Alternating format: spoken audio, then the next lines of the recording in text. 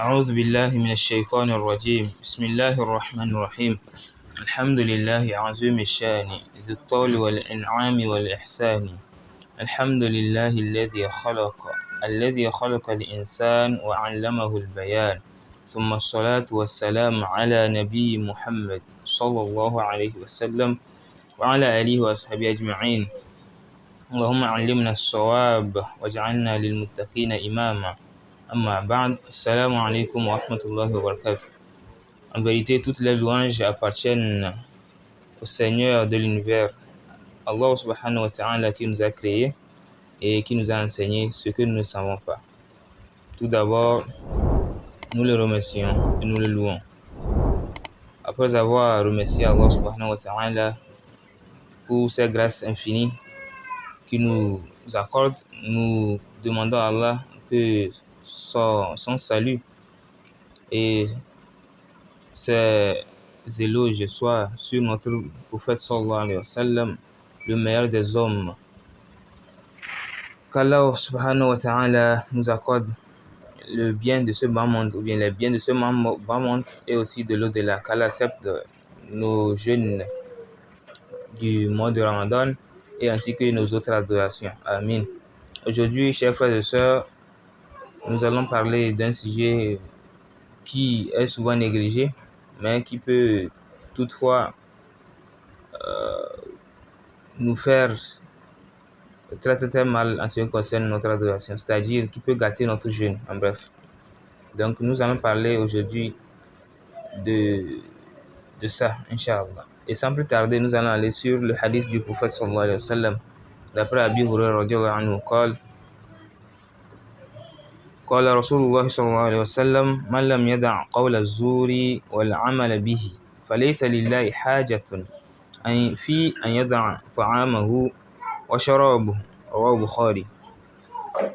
Le prophète sallallahu alayhi wa sallam, d'après Abi Hurayra radiyallahu anhu, le noble compagnon, il dit que notre bien-aimé prophète sallallahu alayhi wa sallam, il dit: quiconque ne délaisse pas qawl az-zur, des paroles obscènes, des paroles de futilité, des paroles qu'il ne faut pas, en tant qu'un musulman, il ne faut pas prononcer, wal amal bihi, et le fait des actions futiles, des actions qui ne servent de rien, c'est-à-dire qui ne servent à rien.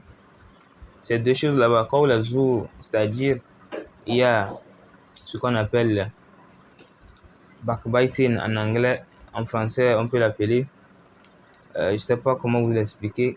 Backbiting, c'est-à-dire manger la chair de son prochain, ou bien de son frère ou de sa sœur musulman, ou bien d'une autre personne quelconque. Parler d'autrui derrière son dos, en fait, ou soit parler des futilités, parler des choses que toi-même, quand tu as la pudeur, tu ne peux pas dire. Celui étant en état de jeûne, qui ne délaisse pas ces différentes choses, ces paroles futiles, ces paroles obscènes, ou bien des insultes, falaysa lillahi haja. Allah n'a nullement besoin fi an yada ta'amahu wa sharabuhu, qu'il délaisse son manger ou bien sa boisson. C'est-à-dire, il peut se lever à l'aube, manger, boire, à la fin de la journée n'être pas récompensé par Allah subhanahu wa ta'ala. Il peut prier, il peut faire de bonnes actions, mais à la fin, le jour de jugement, Allah lui dirait que non, je n'ai pas accepté ton jeûne, malheureusement. Pourquoi? Parce qu'il n'a pas laissé ces différentes choses qu'on vient de citer. Al-fahsha, kalam al-qabih, dit n'importe quoi. Vous voyez un peu? Donc l'on doit... il y a les pieux prédécesseurs qui disaient que en jeûnant, c'est pas seulement notre bouche qui jeûne, c'est tout notre corps et âme qui jeûne. On ne doit pas regarder le haram, l'on ne doit pas manger du haram, ou bien l'on ne doit pas manger du tout. Ça, on sait ça. On ne doit pas boire, tout ça là.